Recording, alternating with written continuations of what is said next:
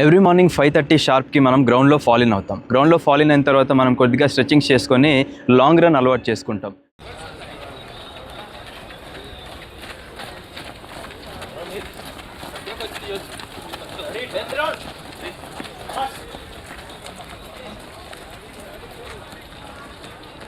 ఈ long run కూడా complete అయిపోయిన తర్వాత మళ్ళీ కొద్దిగా కూల్ డౌన్ ఎక్సర్సైజ్ చేసుకుంటాం.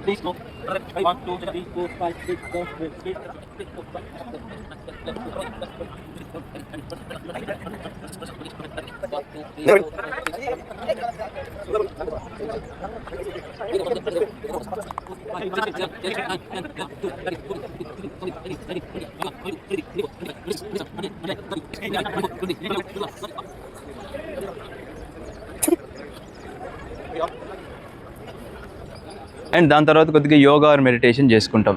దీనివల్ల అడ్వాంటేజెస్ ఏంటంటే మనం ఫిజికల్గా మరియు మెంటల్గా ఫిట్గా ఉంటాం.